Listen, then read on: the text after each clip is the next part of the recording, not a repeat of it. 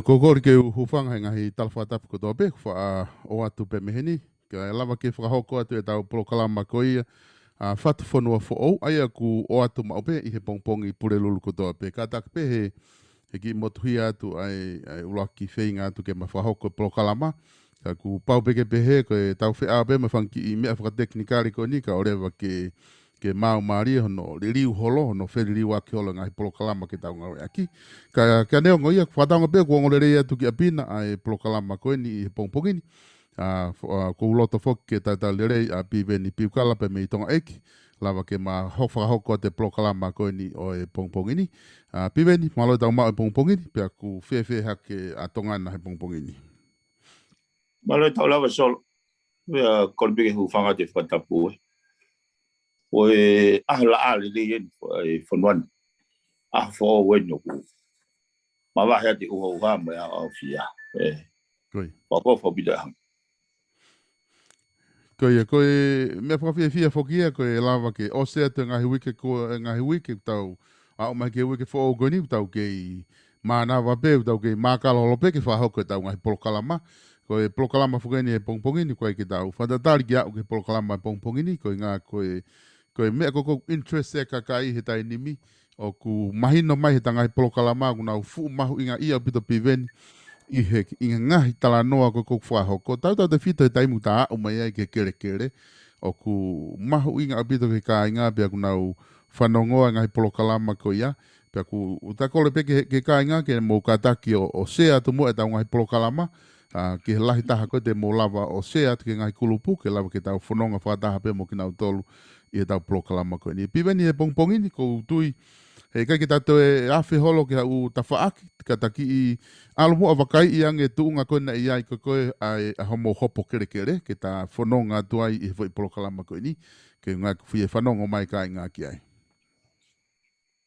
malo bisol koe kau ai tutoni i he hopo he mea unihanga o toi tau whongi o tau atamai ke isiu on koko uhingai ai ta whakatala noa ke sistemi pa mai. Solo, te wape tutuni, ko ngā katato, o gola to ke tau lue whau li liki. E ko uhinga li liki ke tau tolu. Mea pango ko whamau tangi ko whamau wafu matuku ia kere. Ka koe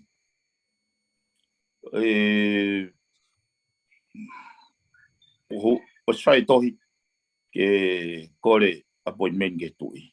He kai ke te ila ko te ha ai hatoi fonga ko me ko mahinga yau solo hanga he u me ko hoko o frawa mai u mata pa fo lo tu ko mahinga ya ko mahinga ya ko the essence of education ke taulava o tofa hanga i hala fo ko kau mui aki mai ko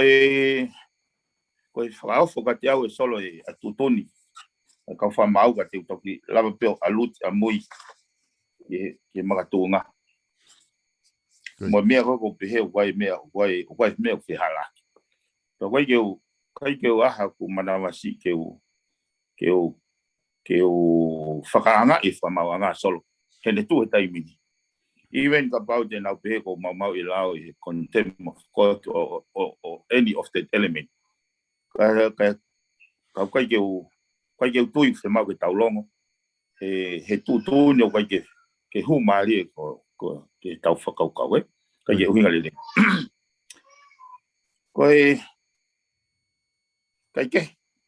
kai mau inga fok ai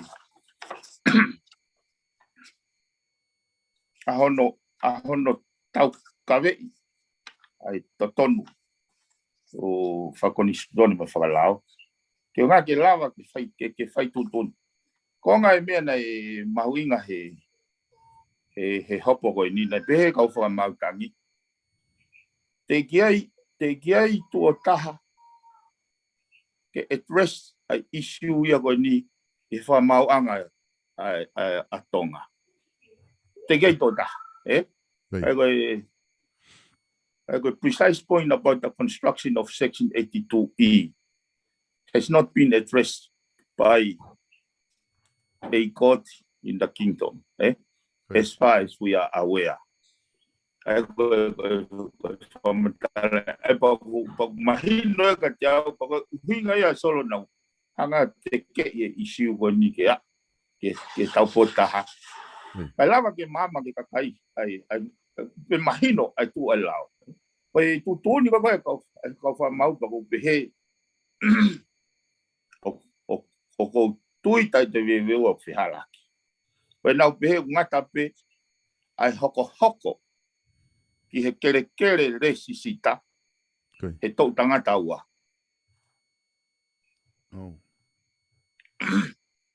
Sai. Ko foi tutun ko ya ko foi. Ko ki au o ko fia o no fosi na do ke na puaki mai foi. Ko me ni ko toi ko ki ai pe ko tau mu ai ko te fito ya lao. Ka ai me ko mau ai. I hopo ko ini ne lavai o whakamahino I mai ko I rea whakatonga ko I lao he rea whakatonga ko I au pure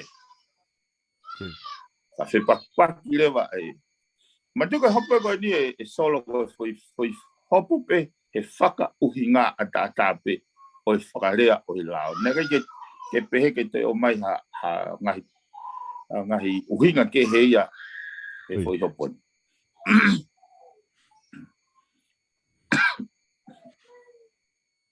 Koe peke ki whakaiti ke anga ai hopo. Koe hopo, koe he kere na le sisita ia I he le sisita kere koe ni au pepe ko ei, le sisita kere koe ni a ei he tahiwa whaono.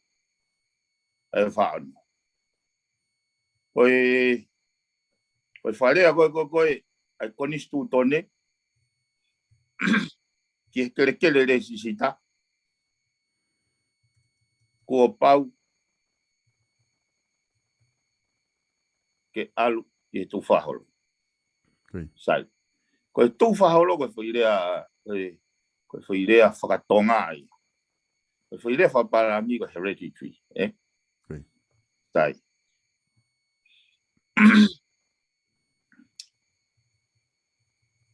Koe tutuni pe ko ni sutone ka mate ai taha gona le sitai ai api ko pau ke whakawi toa noa. So ngai tutuni au whai ko ni sutone. Sai. Malolo ai tangata iko ini, tau pio tangata iko ei. Malolo ei e tahiwa waluhiwa. Whakawi tau rewa tau pe rewa ko no mariko pi. Whakawi tau rewa pi he konga kere.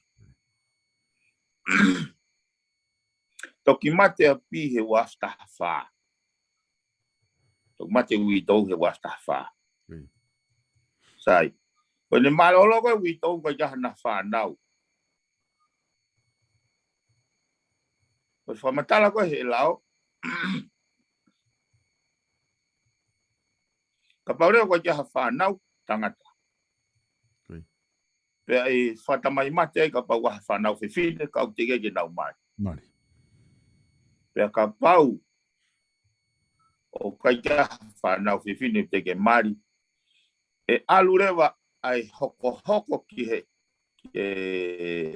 hoko ea ki he api ki hono whanga toko ua. E ka mata me toko ua la taha. Ai koe foi konga in koe solo whai ai whetō ke aki whaka uhinga ai. Pehere mai whaka mau. Ka pau osi mate hono toko ua. He taimu ata mai kere. E alu rewa ki he whahalahi koe toko ua.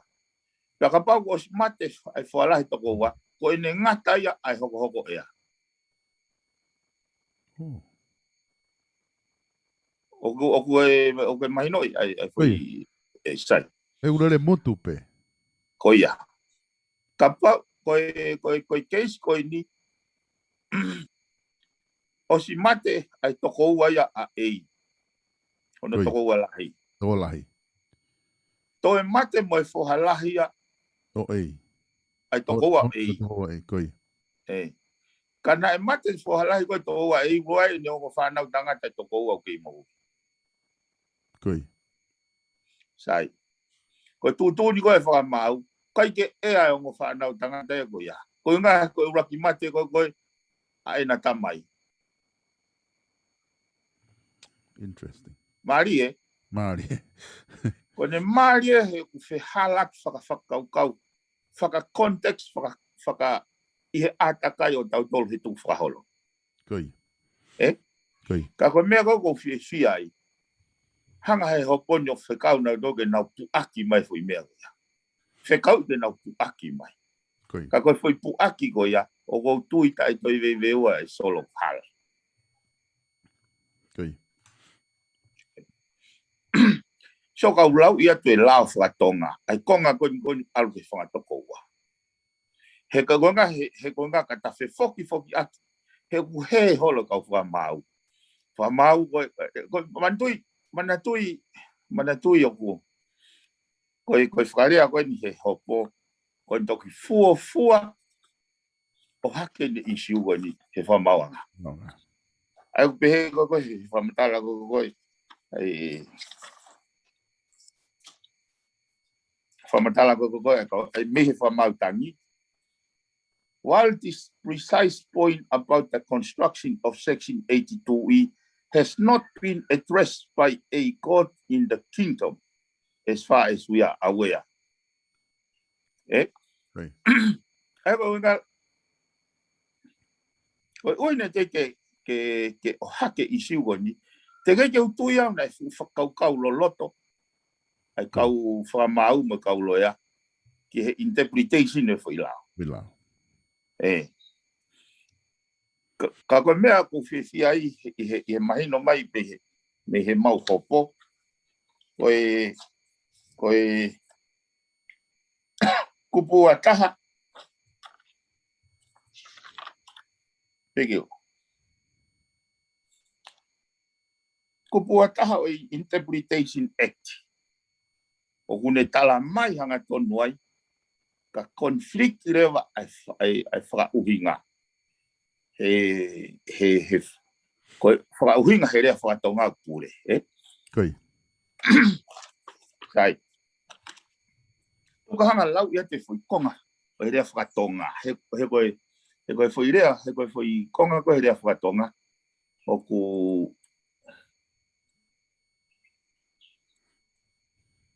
ko ilo I ne taitokanga pe ai whui situseli.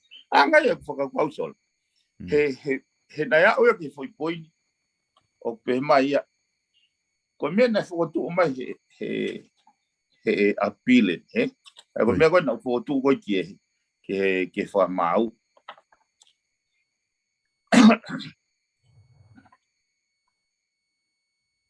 Kau ne whakarea pe hen. Koe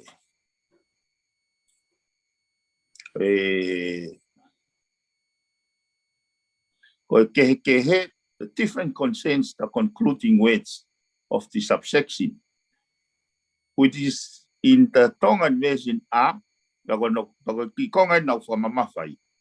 Pea e pehe ai pe ai hoko, o au ki he os ai whangatoko ua, mo nau ngahi ea tangata.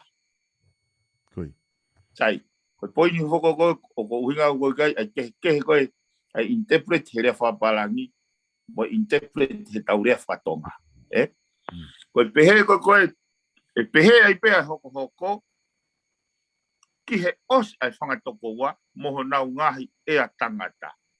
Aia uhinga ia ki au, koe ngahi ea koe toko lahi. Koi. Ka koe whakatonlea koe e whakamau, i he hopo fa te tau ke whapalangi, koe ea koe whohalahi pe. Koi. Oi. Sai. Tupe kaula kaulau ipe, ai foi lao, ke ngā ke mahino, he isi o koe ni e solo koe ke ulotu ke back off, ke tukuangi. He koe isi o koe ni o kuloloto ia ke kakai, pea o ku tokolahi e kakai, o ku nau fihi ai. Eh? Koi.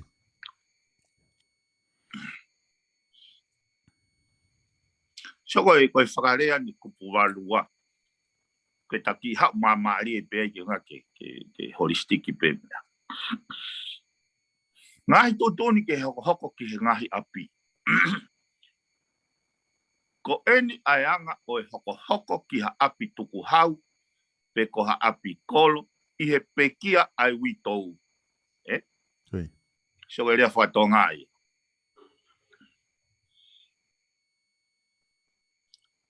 O pehe. Uraki, ka ego ngahi pure poine ne. Uraki, ko ei.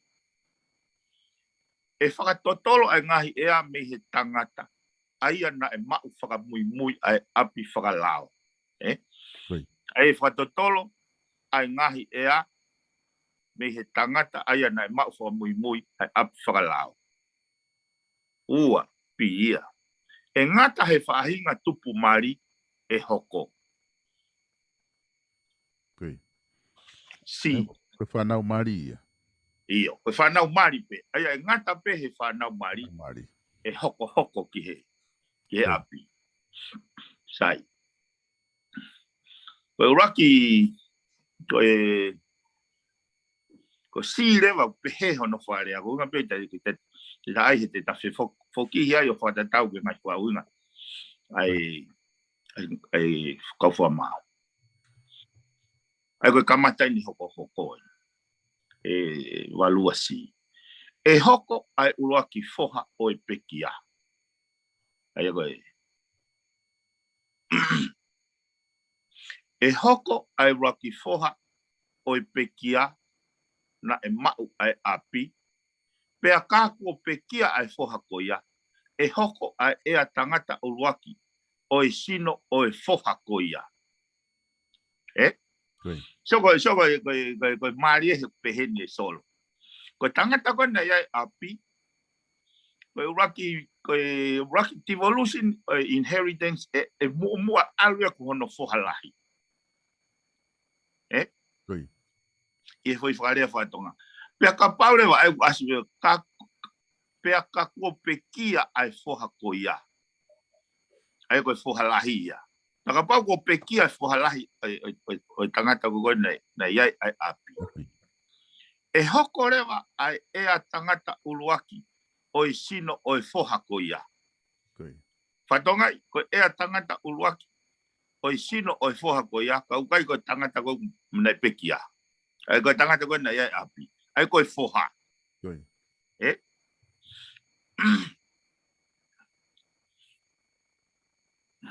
I he ene pehe, koe ea ki he sino o e foha, o kui kai ke ne tala mai whakangata eia. Ai koe whatonga i koe whakatontonu aki, whakatonga mo whapalangi, o tupunga i confusion e interpretation. Eh? Hono whakauhinga e lao. Koi. Sai. Hoko te whai lao pehe. Ka pau ko pekia e uraki foha o e pekia. Ai pekia uraki foha ai. Pea i kai hano ea tangata hono sino. So ko whai whakarea ko ia. Koi. Sai e solo. Ta nofo mua he foha. Koi. Eh? Ka Koi. pau ko pekia e uraki foha. Ai koe foha lahi ia. O lahi ia. Pea i kai hano ea tangata hono sino. Hala he fo, hala. Hala he te fo. Hala hato e whanau tangata. Tangata. Eh? Pe ko hawhanga mo. Ai koe ea tangata. Mai tui koe ea koe ke restricted tia ke ngau e koe foha. Koe Koi. ea. Ea. E malawa ho moko puna ke ea mai ka koe. Whakatahataan solo. ka pau ko koi wai ha konga kele. Ka wa ho fo hai to ko tolu. Pe uraki mate ho fo ha uraki fo la hia koi. Ka ui ai fo ha uraki. Koi. Koi. Sai. Koi ea uluaki ki ho sino o wikai ko fo Afrika wa he ko smart fo Afrika uluaki. Ka koi fo ka ko moko puna. Pe ko no fare ta koi fo lahi. Koi ea uluaki ki ho sino. Neongo ka motu ange ai fo wa mo fo tolu. Fatonga o ngawe kia he lefa parangi fu ilia ko LTS. Ka ko ilo ai la fatonga ngawe kia uluaki. Koi. Sai. E foi context kon ko fa matala ya tu solo. Ko mau api ko. Wa ha fa na to ko tolu. Pe uraki mate ho fo halahia ko. Koi. Ka we ho no foha. Koi. Ko ea uluaki rewa ko sino time ko te ke mate ai o kai ko foha fika wa. Ko foha ko o foha ko spekia. Koi. Ai ko poini solo o hanga foi rea ko san mo ea o confuse e faton lea.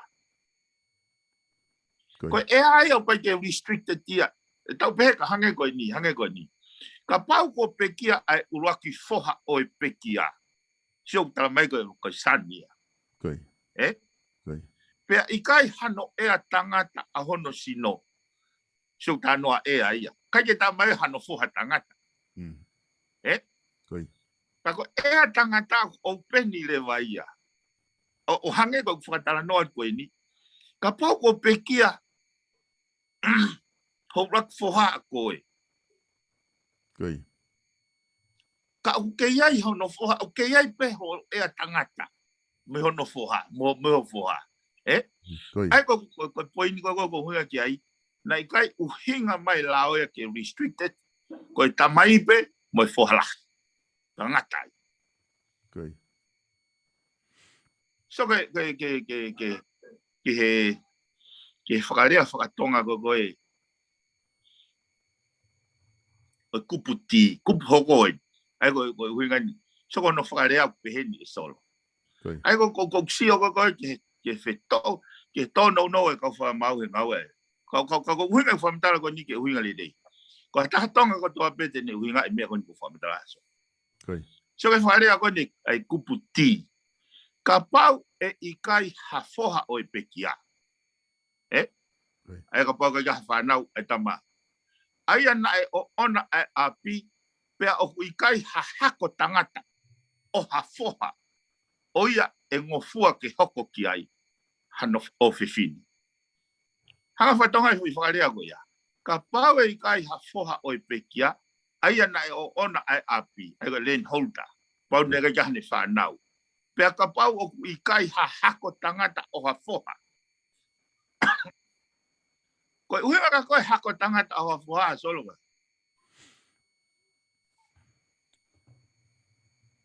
Ako hinga koe ke te hako hafoha ia o e foha koe ia. Iyo, ha mei lain. Ke peheke. E seo ka pate. E ko kuinga, koe fuiria koe hako. O koe ngata whakangata pehe foha. Koe foha mo no foha, no foha, mo foha, no foha, mo foha, no foha. O sei nia. Aia, so ke whamatala o pehe. Ka pau kai ke toia ha hako. O ha foha tangata. O uinga ia ko i te hane foha, hano foha. Hano toi foha, hano toi foha, hano toi foha. I he plat line, mei line. Pe e toki hoko rewa ki he ofe fine.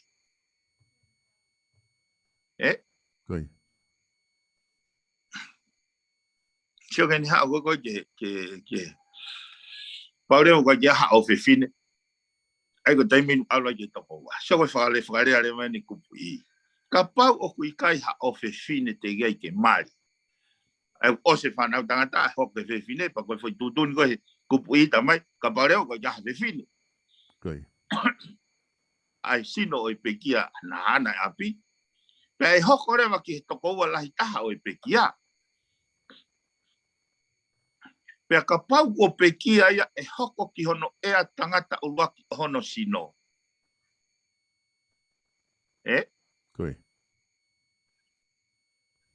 ko poini fo ko foi hugo e a tangata o waki hono sino mo hugo e fo ha tangata o waki o na ke pe naua he fam he ko e a tangata ia o hange ko grau ka pau ko mate ho fo halahi ko whakarea ko hai e a ura ko sino ko hono whohai a ona. O kai ko ho whohawhika wau e a uraki. E ko winga he ulere he hako, ulere he main line. So pako alo ne fui whakarea koe. Ka pau ko pekia e toko ua uraki o pekia. Ai ana e ona e api ka e hano e a tangata. Kai ha e a tangata hono sino. E hoko rewa hono ua o i toko ua o i pekia. Aia nai o ona o e api. Pea ka pau o pekia ia e hoko a hono e a tangata lahi taha hono sino. Pea e pehe ai pe ai hoko hoko o au ki he osi ai whangatoko ua moho nau ngahi e a tangata. So ke koi foi whaere ko ia o kuhinga ka au ia o ku alu ia i he alu ia he foha alu he flatline ko ia ko ne tok osi a hoko to wa hoko osi le he flatline ko ia ka poko ke ma wa hako ai le alu ke to wa hoko ka reo ko na osi koi sai so ke very far ai lao ono tokanga i kere ka kai ke alu he hako. Tala mai le mai kupoko palua e fa. Ka pau e pekia hataha. Aia nai mau a pi pe o kui kai hano toko ua tangata. Pe ea o sino o hono toko ua tangata. Koi. So ke whakaiki ai alu ai taulao kere. Ke tofu hia ai hako. Ki mua pe tok foki ke. So koi whaarea koi whaarea koi he valua e wha. Ka pau e pekia hataha. Aia na ane maua e a pipe a kui kai hano toko ua tangata. Pe ea o sino hono toko ua tangata. E hoko ia ki he toko ua tangata lahi taha. O e tamai o e pekia. Ko ia na e o ona e api. Sio, ka pai o se whanga toko ua. Foki tamai. Pai pekia hano. Ea tangata. Kai ke mau hako ai. Tau te whoki marewa alo kumi ke toko ua o i te tamai. Koi. Kei moui. So, ai koe. Tangata lahi taha o i tamai o i pekia. Ko ia nai ona api. Ka pau ko pekia e toko ua lahi taha. Ko ia e hoko ai ea tangata lahi taha o hono sino. Pea ka pau o kui kai ha ea tangata a hono sino. E hoko hono ua e toko ua. So, whatoa ngai. Whatoa ngai, ai foi hugo, ai foi seini, foi lupu.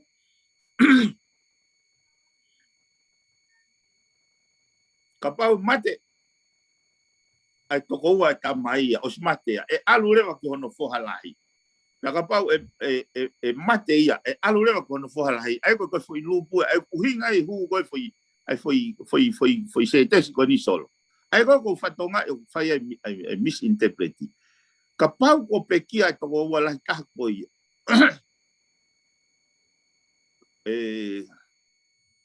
Ona wharea ko ia ona. Ka pau ko pekia e toko ua lahi taha ko ia. E hoko ai ea tangata lahi taha hono sino. Pea ka pau o kui kai ha e a tangata hono sino e hoko hono ua o i toko ua. Ko kuhinga o kui kai ke iaha fo i statement ia hen tene pe mai pea ngata. Ka pau kai iaha toko ha foha pea ngata. E generation iwa hange ko tutuni. Ka kunehanga o mai fo i one statement koe. Ka pau o kui kai iaha e a tangata o i toko ua lahi taha. Pea i toki hoko rewa, toki unu rewa. Koe poinia he ku kawai ni whanau, kawai mane mōpuna, kawai mane mōpuna, ua kawai mane mōpuna tō. Ai koe uhinga e koe, ka pau pekia toko ua lahi taha ta mai te kai ke a, o kui kai ke a e a tangata, e toi alu ka hono toko ua hoko. Koe. E? Soko whaka ose ni koe koe foi kolos koe ya, ai foi. Ka pau kui kai ha whanga toko ua tangata au ta mai, ai pekia. Ai ana e ona e api, ai ko tala mai, kai peke te aha to whangata ua ia, osia no o mai hoko. He hange ha foi si te pue, foi alu koe hoko. Ai ko hao nge konga whao si. Paure wau kai, ha whangata ua tangata o i tamai o i pekia. Ai ana e ona e api, peha ea tangata o i sino o ha toko ua tangata. Pea ka pau o ku tua e api ko ia i he tofia o i tui e fokia ke tui. Pea ka pau o ku tui i he tofia no pere e fokia ke no pere. Sai. Oi maari e koi ai. O ngā ku ai peke tahanga kaude. Oi pehe he whaka mau. Osko e fotua to wai ai kehere whatonga, nau peherewa. Even assuming for the moment that appealing are correct in identifying the differences and the Tongan version prevails, Okay. It would be curious indeed to treat the subsection as creating an open-ended generational succession for brothers other than the first and second brother of the estate holder. While the later brothers and their offspring are restricted to succession for one further generation only,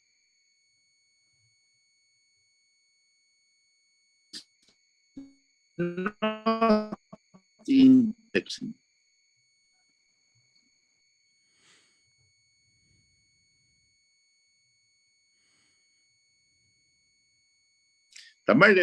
Section 82E cannot be considered in isolation, and both the English and Tongan version must be construed in the context of the whole of Section 82. Sai, ko hinga ku hanga o lau ate foi konga koe. Te ko taimena se pakpaki e kau fua mao. I len pot, na tutuni i whamatala e fua mao he len pot. Tala mai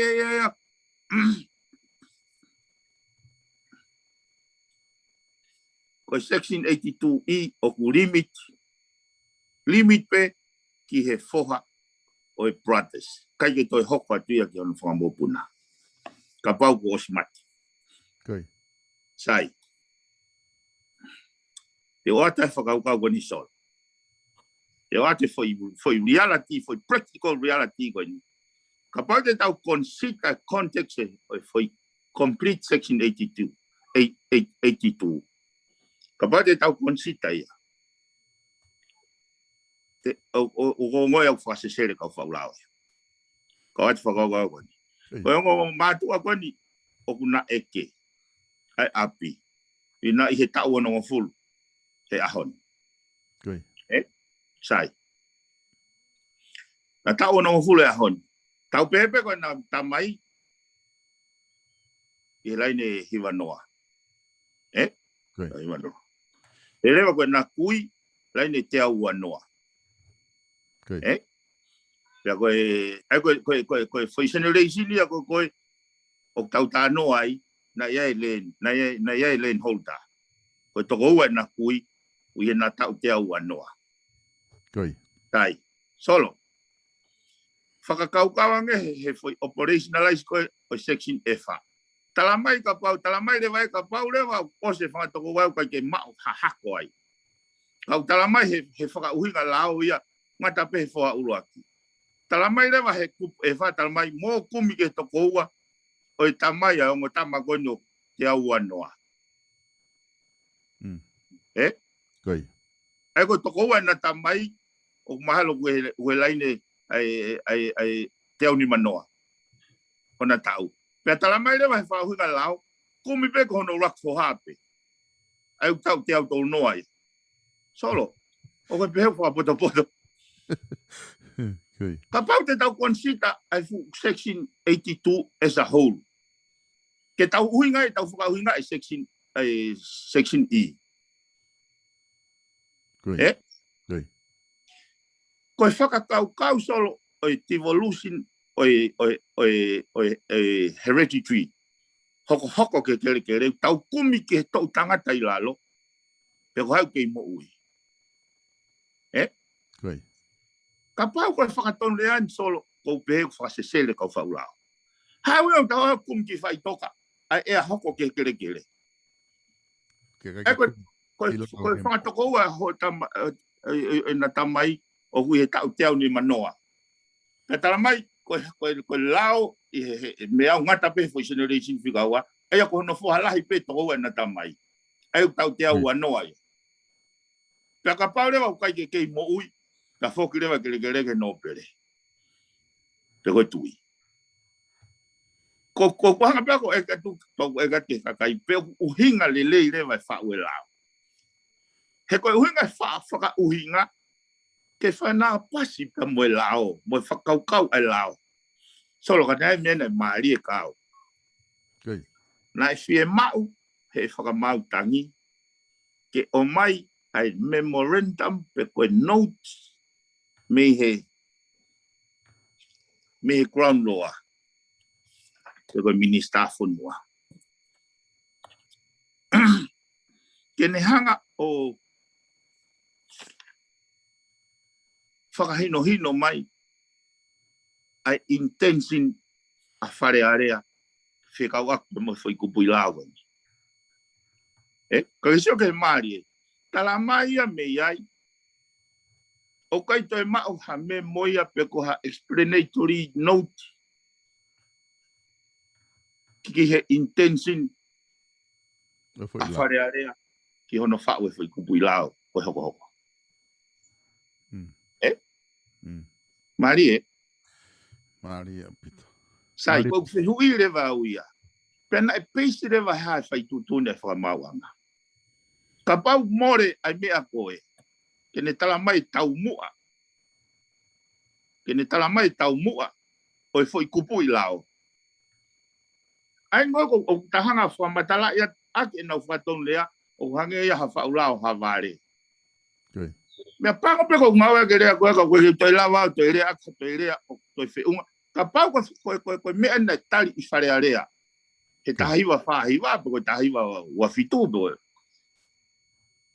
Ke toko e tau kumi ai hako pe moe hoko ea ki he kere me he kakai ukei mo ui ka tau oda tō ta aki maa whai toka. Pea whakangata pea he whohalahi.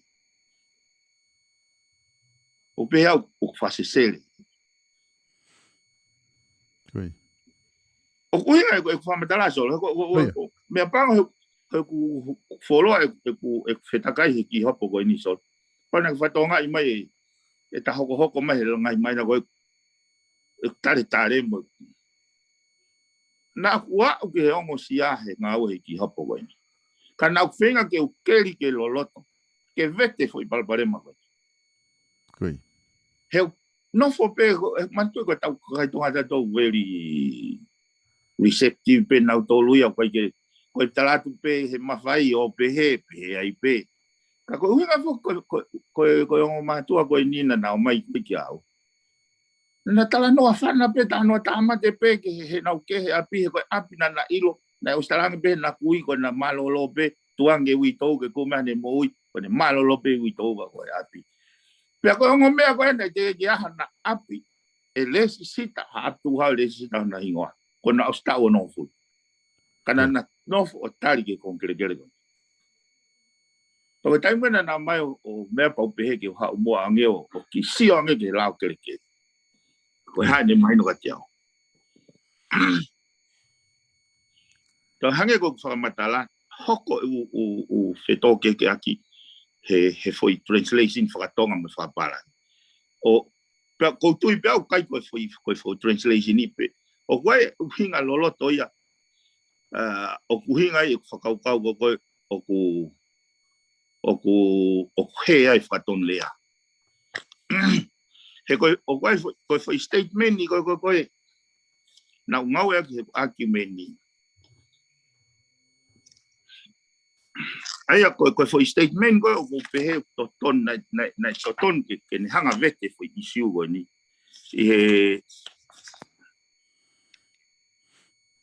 Foi statement koe ia he o katau katoa pehe wharea whapalani. Na hanga o point out ia ka nau tolu. Kai ke wamana kai ke wilapu. So koe foi statement ni o pehen. If the eldest son be dead without leaving any male heir of his body. Koe foi whakarea koe ia na whakaukau e tenehanga o vete ai foi mama ke ngau e ke kau whamau. So koe foi si solo ko vai makai ki whasio i mai sasa.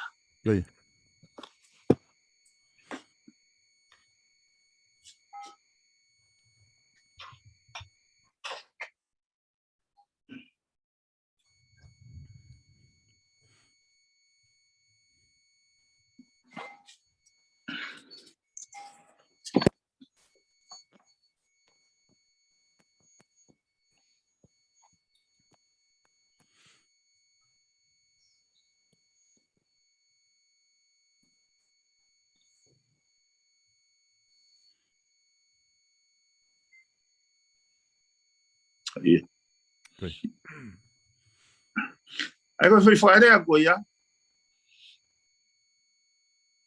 If the eldest son be dead without leaving any male heir of his body. Ke au koe foi lupu ia sol. Ai au kuhinga mate rakfoha ko hai hono foha lahi mate ia ko hai hono foha ai koe foi sei nia. Kai ke nofo ai whaulao ke ni hanga o pinpoint pehe i mai for however long.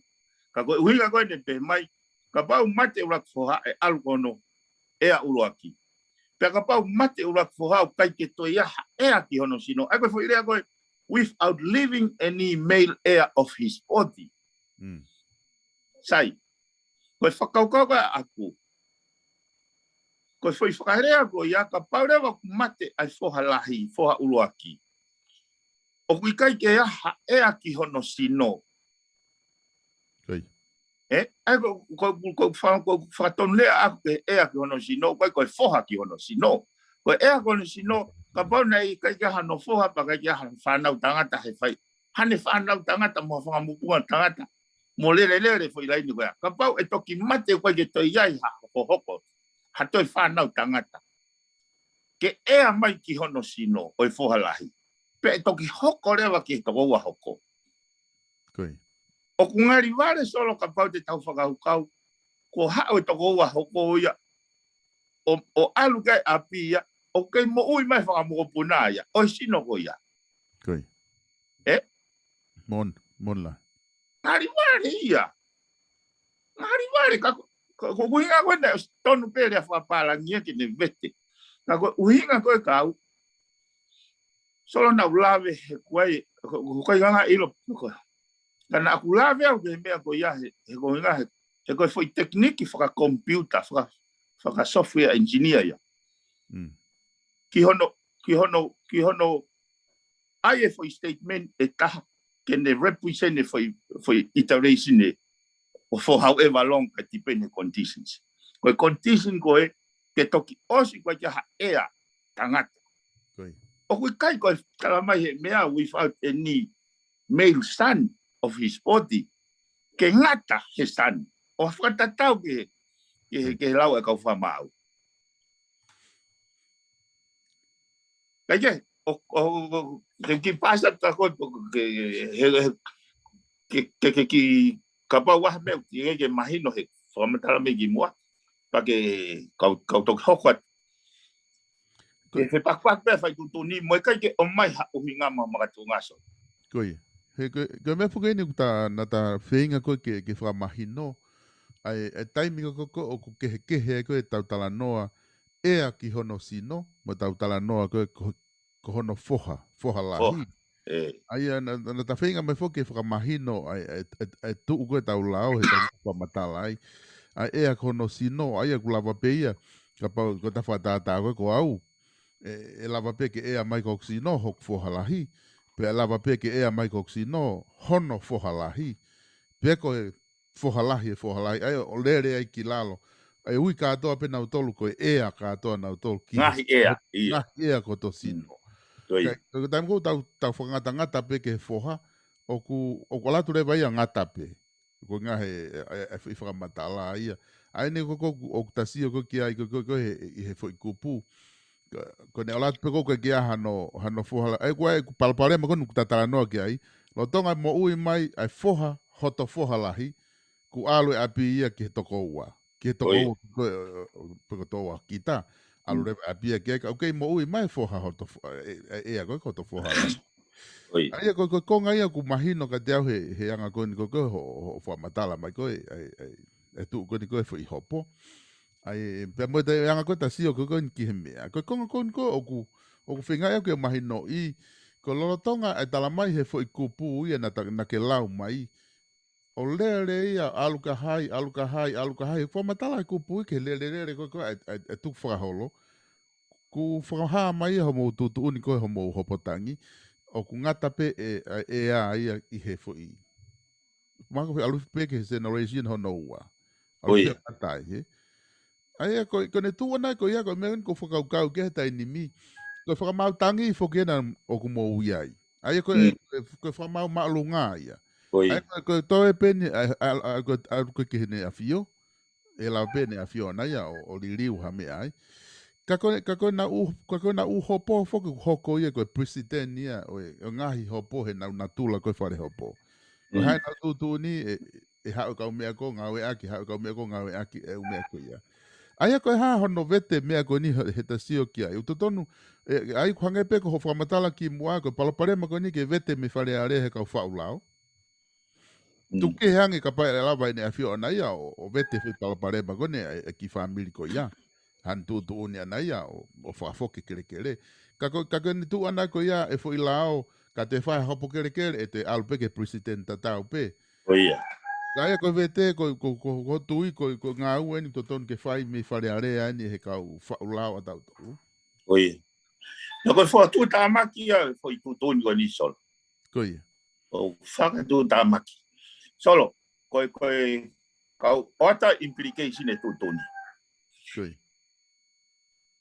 Tau pehe o ku o he ko foi frete ni goni ke whau Tau pehe ku whaka uitou ia nei tō mari pe ai nei mate mari e motua pa toi mari.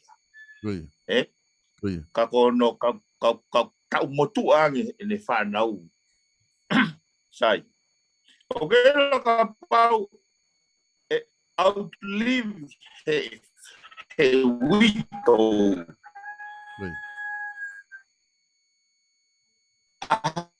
No foha le mohono moko puna ka gue e foha no moko ke foso Koia.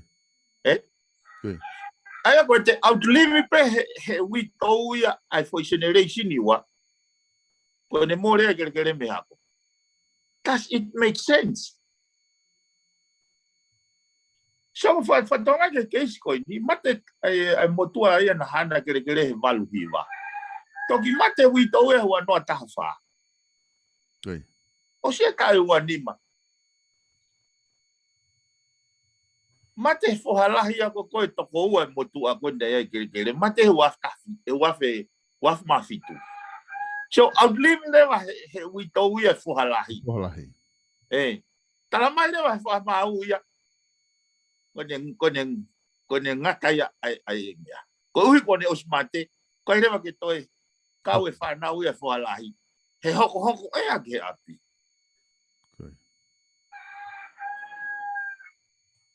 Ai ka pana ke ui pe ia Ka pana ke mo ui pe ia, nai alo e api ia ki ai. Iai.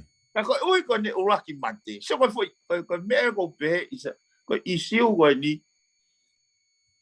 mea pango pe ko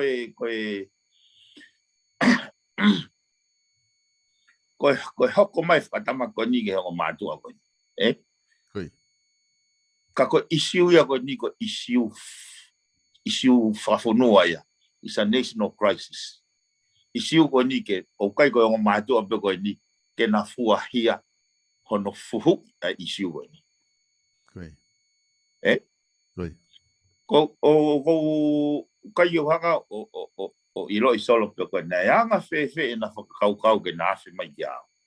He nai ke nana ilo rei pe ko haloia.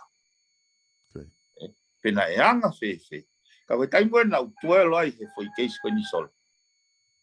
Na he te lava fa to me ke he ku nofo. Man tu o na ke ha background lawyer. Ka ko nofo lawe u hopo. Awe ke u hopo he taha hiwa ni mahiwa. Tahiwa ni mahiwa, tahiwa no me na tula te tau. Ka ke pe. Ka ko finga taimia ko na ke ngai. Lau ko ni stutone. Ilo ne mahino ko ka au ia foi systemi o hala fa tonde ai. Pana amana ke hanga he famautangi o vete neongo ai o vete. Ko tok fofo taimen ko hanga o fehu ia ai independence fa mawa. E foi fai tuton kon. Solo ka wate fokau Koi. Ko fu mari vale pehe a faka uhinga foi la o ku balua. O hange ko gulau ke tu pehe generation iwa kai ke tala mai pehe la o ke to foko kumi a to e te tamai.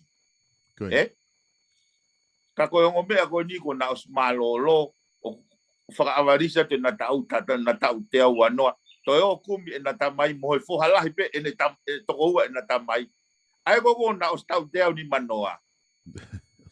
Te ke hata hai fonua ni au ke te au ni manoa ke pe ke mo ke ave ke api ke hoko e a ko api. Ko huinga e pe he frasesere ai faulao re wa kapau mo oni ai fauhinga. Pa kapau tonu e faulao fa te tau ke fauhinga. O frasesere re wa ka fauhinga ko. Ko palpare mo ko he sio. Te ape vita tai na solo. O tu ia na hulu i pea mama le rei pegi whamaona. Ko tui i whainga tau kei o kui au, na ulawa pea o hulu i whai whapuri koa mama le rei. Solo nei ki motua ia kola ki tabru nei whai Amerika. Ki motua ko sonas po me. Ki motua me wawa. Tamaya. Ko tau fito ni ba o tau fito. Tamaya. Iven. Ko unda ka ke wako. Ka ke ilo whanau mau pe ke mea ke wha mandalai. Make sense ya ka. Make sense ya ka. Ka ko ne admit mai ka ke a ka fia ia he mahino. Ka ko moi ni solo. Ko whainga taia na i wha mau anga. Ko uhi ko haloe a. Anga tio. He kai ke mama o e sio. He ko no inga he ku piko mama he no fa inga lao.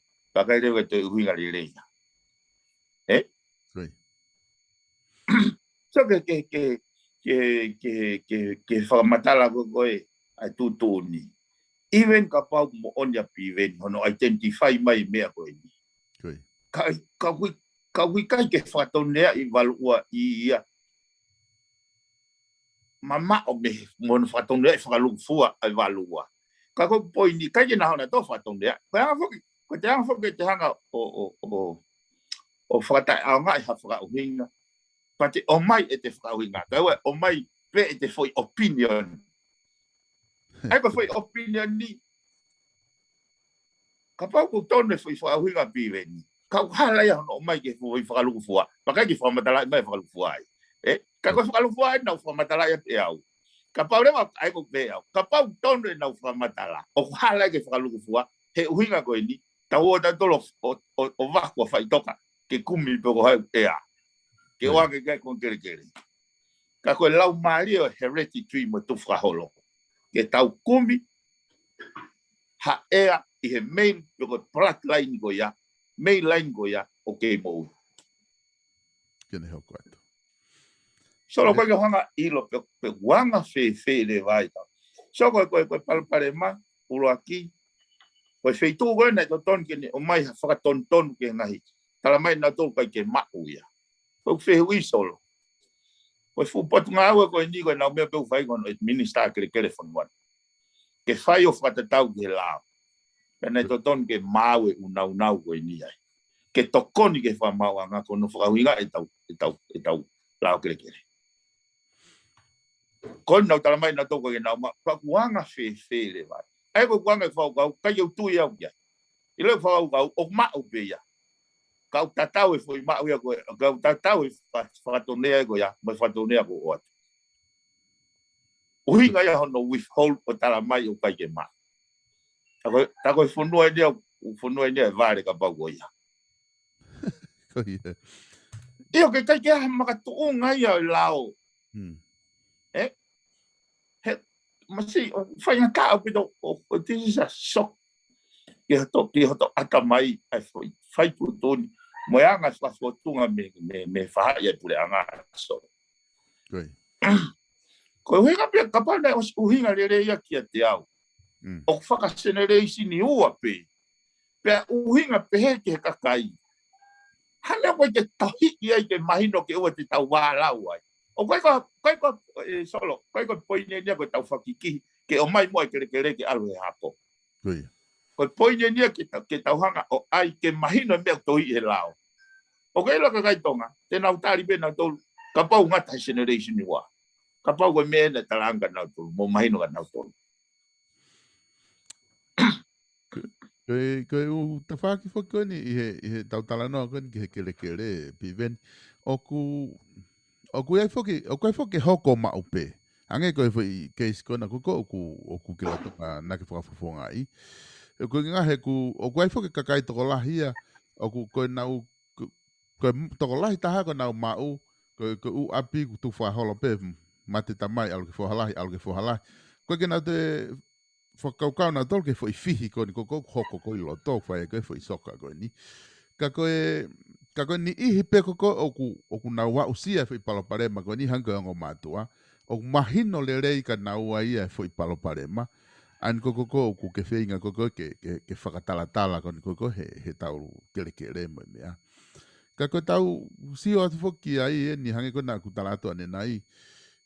Koe whaunga whoke taha hanga tau sio ke tau tafa akono nau hanga o intep o whamatala i mai lao ko hanga koe tafa akono koe a ten seniare mono ofisi te nau lava pe nau tolo ngā ue ki ngahi kupu koe ni o ke whahanau ngā ue kei mo whare area koe kau whafonga whare area to tonu ke nau māka i whi lao koe ni me kupu walua mo mea ke nau hanga whai whi whakatonu whakahuki whare area whai mo tohi i mata a ke te māmangi he ka epa i kai ko osi tala fo ke tu ni ia ko osi tala tu ni fa ma tangi pe ko osi hoko ia ko ke muy ia ta fa ma tangi kele ai ia ko foi me pe lava liliu aqui ko liliu aqui pe lao tu ke he ene fio ana ia lava pe ia o fai foi liliu ki he ngo matu a ko ni ka te hoko maha hopo ke muy e toki tau pe he ka pau e te mo hoko ke ne afio pe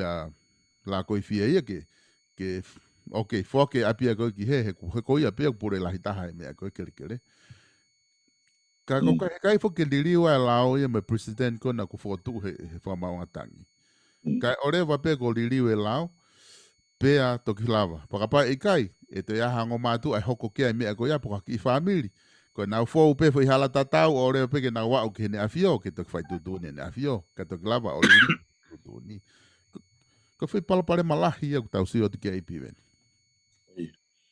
koe step hoko koni mau au ki ai. Koe kore ne appointment ke ne afia. Koe koe uhinga ke ne hanga university tu ni e solo. Koe. Koe uhinga ke ne hanga o tala mai pe koe lao e hoko whakatatau ke tu whaholo o alu he hako pe ngata. He kono mo ni solo hange ko tawhatano a koe tau koe keisi pe a whikau akta mo tu whaholo ke ngahi tofia ka mo hingoa. Whakano pere. Tofia ka no pere o toi alu ke ne afio. I fotutu whamauanga. Koe. Ka koe keisi koe hange koe keisi koe ke tu whaholo ke kere ap tu hau. Toka ap kolo. Kone ngata anai. Ka koe ui koe ne tai whakawhie maali e tu toni solo. O uhingai e ku whare ia o ngō mātua. Ke na o rewa te na loto mamahi. Ke na tau whihia. Kana o ke tui. Ko no uhinga, he ko no uhinga in solo. Na ke pehe mai foki na to ton ke lava ofisia attention yare o mai whakaton ke whaka uhinga. Mandu koe ko ha isiu e nia hatoi mea koe whaka uhinga i lao na toi i konistu tone pa moe lao kere whon moani. Tala mai rewa he ofisia attention yare o koe toi mauhare ko tia. Ke toko ni mai ke whamauanga mo ki tau tolu. Ki hono vete foi, tau mua intention o whare area. Kau ke pehe te tau alua ki whee. Koe huinga e whakakau, neongo koe te ke hoko i ki mua. Ka koe tau whekumia e solo ke whamau to tonu. Solo nau kau e mea koe nia ko hake he whamauanga. Ko hoko koha ea. Foha ea, pe koha mokopuna ea, pe koha tokoua ea, koho hoko koha ea.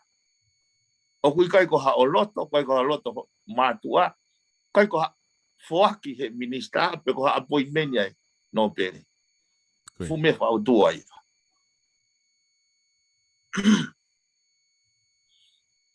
Monla. Pe kuhi ngai e pehe, mo alu mua, o whao e tohi kore ki he sekretari, ke mai ki appointment, ke nao, tau tapa mo tau fola ke ne afio he ko nga he tu ne ko nisi tone ko kere ko to ape ko kere ya ne afio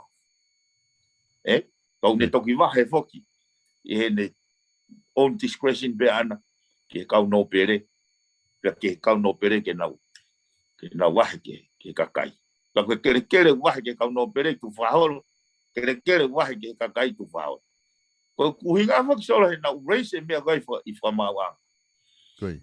Ha mea tu whakaholo ai kere. Ngā wea ki whairea tu whakaholo he kau no pere, pea aluia he hako o osi. Ka ngā wea ki whairea tatau peke tu whakaholo ki he kakai, pea motu pea he generation i ua. Pea oange whakakau koe ni. Ka pau koe tau whanonga halapure anga koe left ke he hou eiki, o uhinga kehe ia me he left ki he kakai, where a exite ne whuloto halapure anga. O ta tonu ke ta tau pe uhinga e left. Ko pe pe ten left. Ko pe ke ho ki ten left. Uhinga ta tau pe ki ai mo pe ke kakai ke ten left. Ta tau pe mo hereditary. Ko pe ke ho ki hereditary ho mo tofia. O ta tonu ke uhinga ta tau pe mo pe ke kakai hereditary ho mo tofia. Koi. Ai ka paure va te mo e ave ngo mātua he tu e tai nimi ki he ne afio ke whaka uhinga i mai e i konga kona ke uhinga kia. Pe koe ke ne hanga o whaha mai pe koe tuku whakaholo o ku ngata pe i he tau tangata ua. Pe ka pau e whakaha mai o ku ikai, o ku tuku whakaholo o ku lere pe o ta ngata. Koe harewa mea e hoko atu ki ai. Kia au tonu e whakatontonu mai he koe koe ke aha whai tutunia e whakarewerewa ngata pe a Sihova. Ko Sihova pe e le tutuni mo ne pure o tai whihuia. Kau whakarewerewa. Ki au o totonu rewa ke whakatontonu. koe so koe osan koe tau tanoa he hopo. Ma ko fehu ia lewa ai independence ai whamau. Koe kau wat sai pe he te ta alu ta tanoa kuni te ta foki i lao e ono. He te fite lao e ono he whamau anga. Ma ko whaka fia mo nau solo. He hono engage au he hopo kere. Na talo pe nau whenga ke knock me out me whamau polisi pe. Na talo pe whenga fu sistemi ke ua ke whafufonga ai ngahi hopo koe ni he kere me he whamau polisi pe.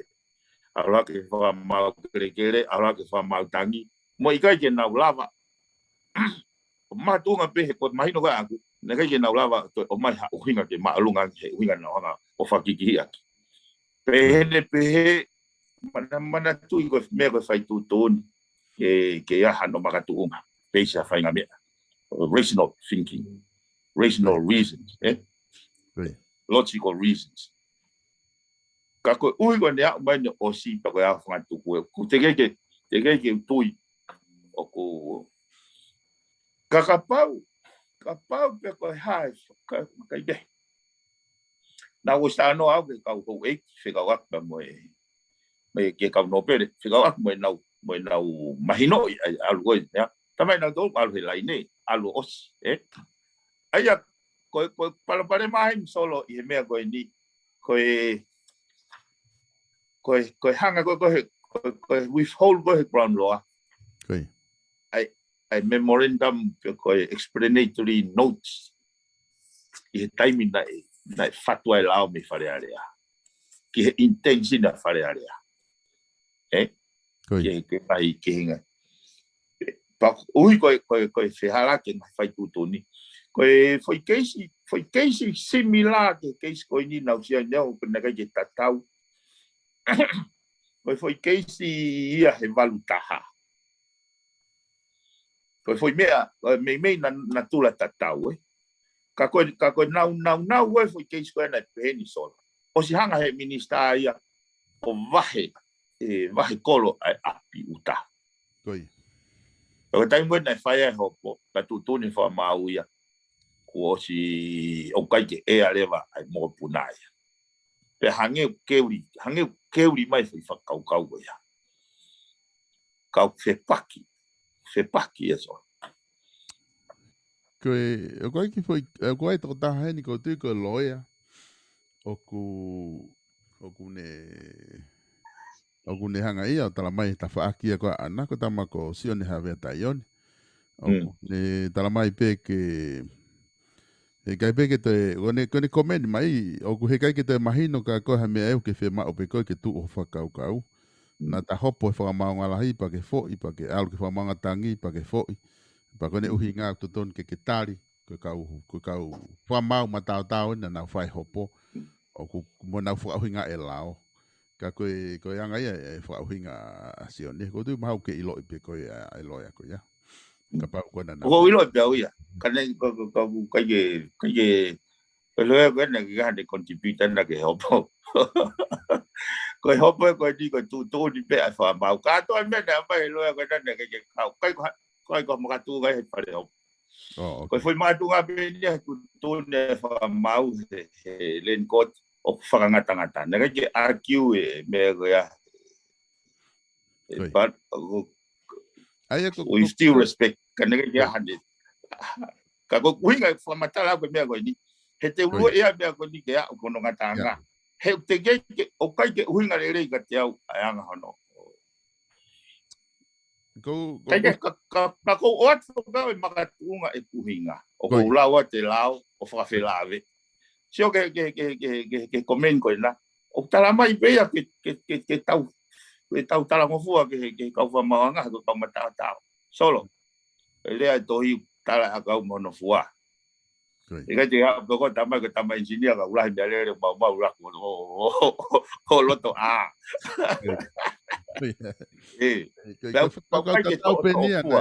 Ko whakau tatau pe fuki nā mai e professor ino ki wakau ane pe he koe o ku mahu inga ke tau whakauhinga e tau lao whakaako.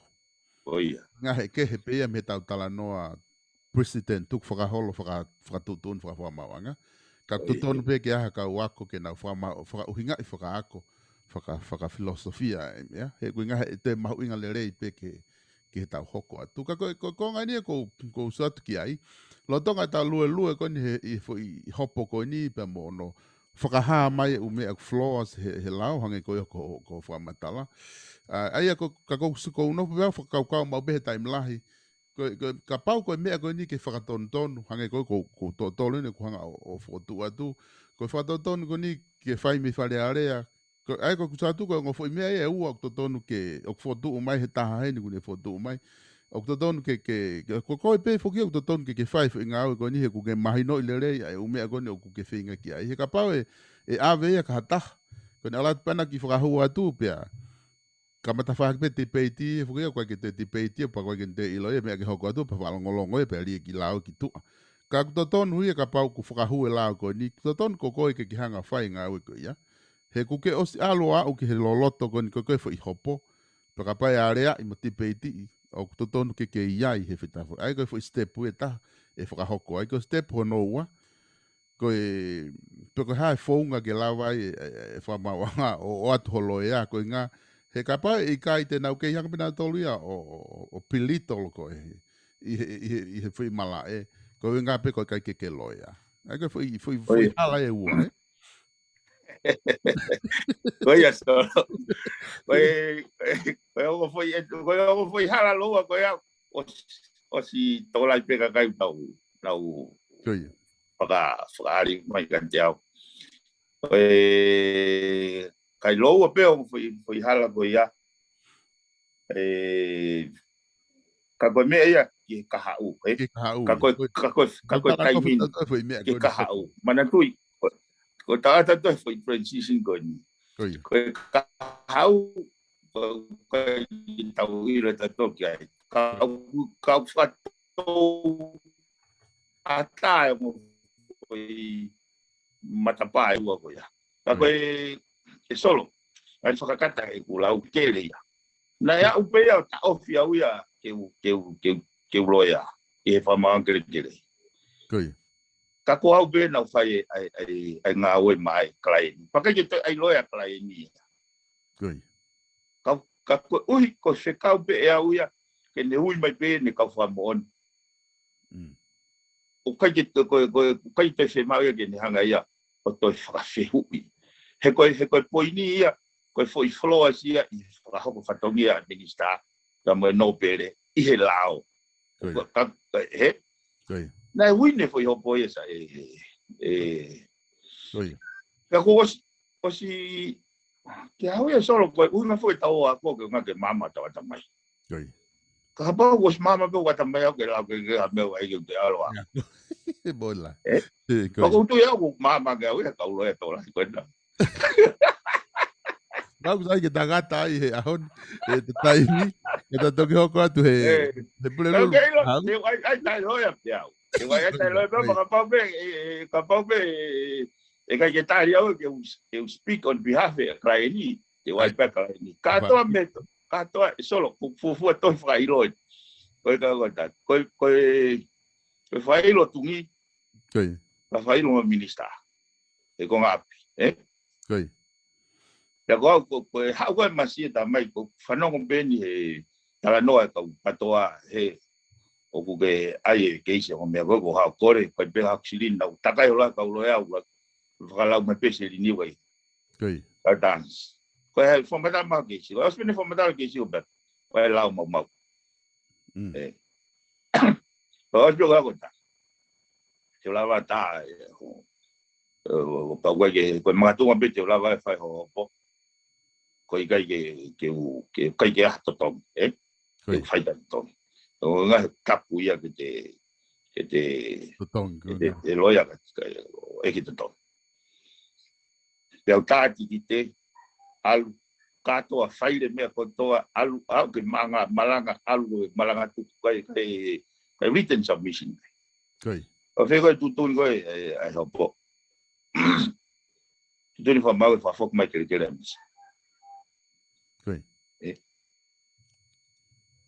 Kako poidi koe tau palapare ma tau tolu koe tau irisia. Ka tau whakakau pe koe mea ai ako. Ka ki au ia koe mea nia mama. Mama doa tamai a koe. Koe no ko wako pe au ia fometi ko kore ka suntai o ni mo mea ke o mai fometi ka ki nao mai e nao tolu. Lea wako kore at ke loia koe ko fefe ka pau te utangi ko fefe fonga tangi.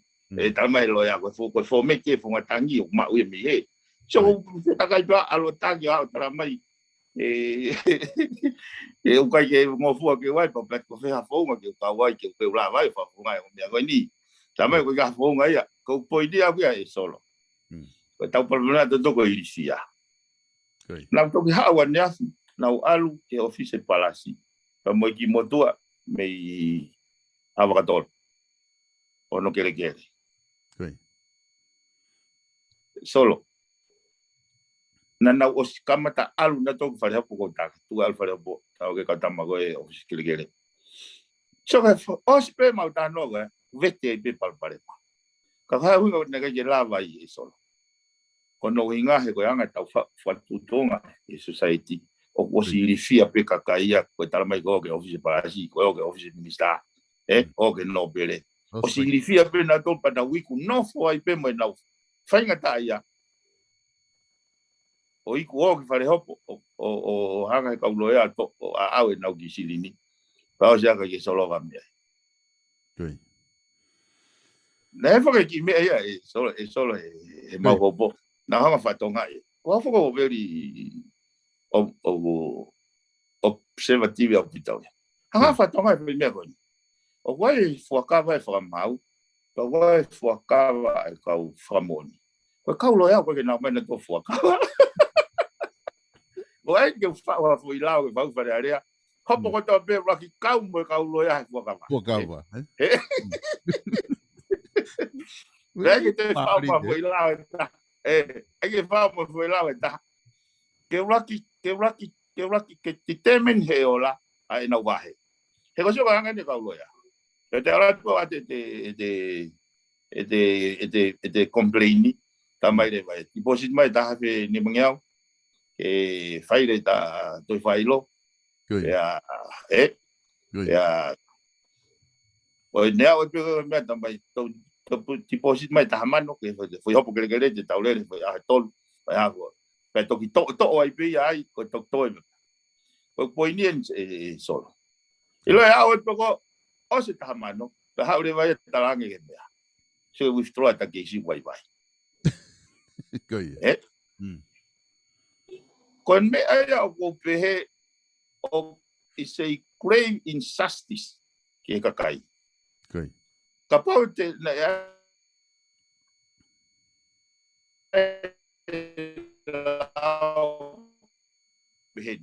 outcome based. Hikai ke tutune lau ke toki ola le lei ke toki aha ola hopo.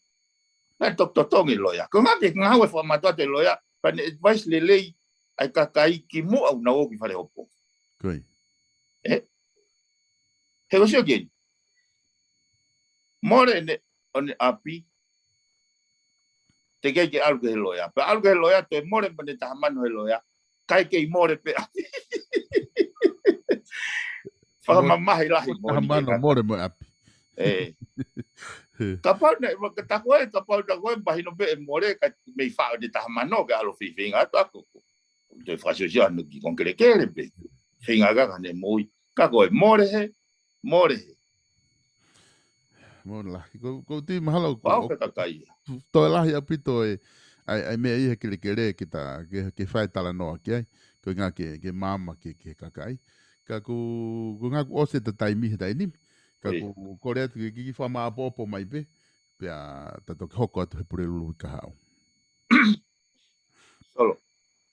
Nei ana ta do ke si ke moto pa tere mau tapu. Koi. Pa ne vahe mai ki. Ne vahe mai ki de solo fola.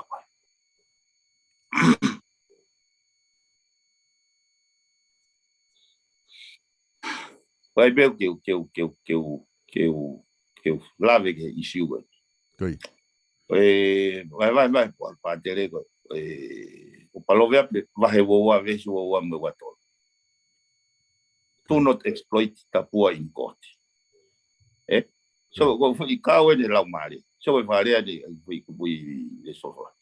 Do not exploit tapua because they are poor, and do not crush the needy in court, for the Lord will take up their case and will exact life for life. In God's eyes, the court was a place where the poor would go and receive justice. Ko whamawanga pe, ai whitu ke aluga e masiwa. Ke maua ene e whamauta dono.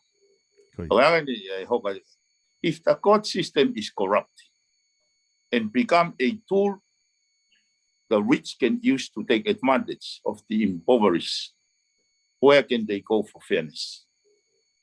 Eu bereva ka paureva corrupt fu court system. Pe hokoreva fu court system ko me ngawe ka tu mari e ka malohi ka paipa. Koi. E alureva ki fair masiva ke na ke me ko fair. Ka ko pe ko he patele. When the court abused the most vulnerable people in society, God becomes their public defender, and they will get justice. Mari. Ka pau e hanga he whakamau anga o abuse a vulnerable people he society. E hoko rewa o tua koe nau advocate, koe nau defender, and they will get justice. Koe ku whakamau opo atu ia ki keisi koe ni e solo. E he ki au ko tui tai toi veveua te ta judicial system i tonga ni. O kai ke nau consider the most vulnerable people in the society. Ai ko ke nau lava afford ke nau kumi haloya lele yang i au. Ko hinga solo kai ke mau ko ai ndio fihu ya ai ka sentayon pa makauloya ka. Ko ke mau sirini aku. Ko ke pau nau ilo pena tole ngau ulu ngawe. Koi.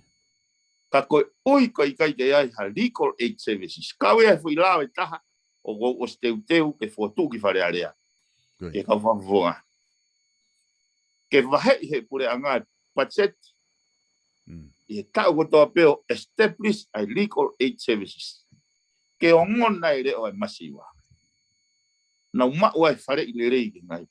Kawe kere he fu mea mahawinga whanoani he koe pesete walu noa o i tau economy. Tau ke nofo pe subsistence economy. Tau ke ngawe i pe ai kere. Kai ke hanga factory hen ke toi oe kakai ke hange ko murina ke na wo pe ngawe factory pa mawe na umoi o lahi au pito. Koe whanoani ke kere. Rei hene pehe o ko tuku pāho taimi ke uvete i siu koe ni. O kui kai ko au hinga ia ke solo ke toe diliu. O no hinga ke whakatonton. Hange pe ko glau koni e mea koni koni stutone. Maka tūnga e what whanua ke tau whakatonton. Hange ko tokon e whai ino ke whakauhinga i whakaako he māma. Au e whakauhinga i a mawhai. O e pehe minista o kune whe mau e kere ka koia pe o no pere. Pene diriu e ia pene whakako ia ene whaitu tōni ke wheiva ene ai mea kuloto ki ai. Nei, io, saipe was follow nei ke ulawe ke ngai mea he o poka. Ka ki au solo. O kai ke ai noa ia. Ai ngau e goni o ko whahok. Ke hongo mātua goni. He o ko tui tai toi veiveua. O kuri e kina hona reo. Moko sia hona reo. I tua he whamauanga. Kau e mea. Iloi na whakakau au solo hono tauwhike ua te utuki. I whamauanga. E whamauanga tangi. Kau tari wheu ipe. Ai kau kalope. Nau whakakau au ia. Ko nau o silau le rei e ku submission. e uhinga pe ke na hanga o toi bi to rei mai ka ke ilo kau e na fe kau ko ke ua te toi malanga he osko ne fai tu ni ko pe he na mahu inga ke malang he ilo na mama he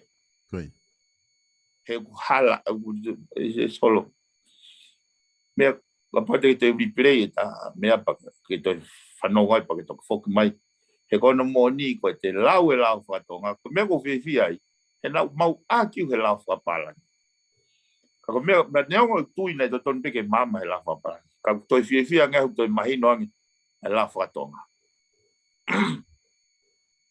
e anga alo e ho ke ke Kaya, ngari fu folo. O pa solo pa malo pa fanga mali. Kata tu koka de ka au he. Ko tu ya ko issue ko ni kele o issue ko ni kele pa mo issue ko ni ko ni sutone ko foi integrated subsystem pe ya me kon tala no ai. Oi. Aku sai pe foke ai pe tai mi te tato ki ya o ke lao e ono. Ko me fe lave i holo pe mo me akoni. Oi. Malo apito e piven ko tu ko ngata e ta proclama ki he ahoni pe ku fa malo apito e fa matala ko me fa mala ala ku fa hoko ki he ke kere pe fa ku mo hopo ko na ku ke fa matala mai ki ina se ta kakai kata toki fe longo ki he time ta tau pe pule lulu wikau he ta proclama fat fo no fo o fa tu ki nga ku fa mi hena mi tongana alo para so fat ke kainga ko e lava ia tau proclama fat fono fo o ki ahoni pe ku fa malo la het ke te mo tolu ku mo kau mai ka ngata ho mo tohi mai o comment mai tau proclama pe ku mo fanongo ke ngai fa matala ko o mai e pive ni hange pe ko ia ku ma fa o atu miheni ko fat fono fo o fo ki e proclama ko ni pe ku ata ke tala noa i ngai fa kau ngai me aku fa ngai ka fa alau ai ka kai time ko mai fi whakapona o ku ki mau hono whakapona i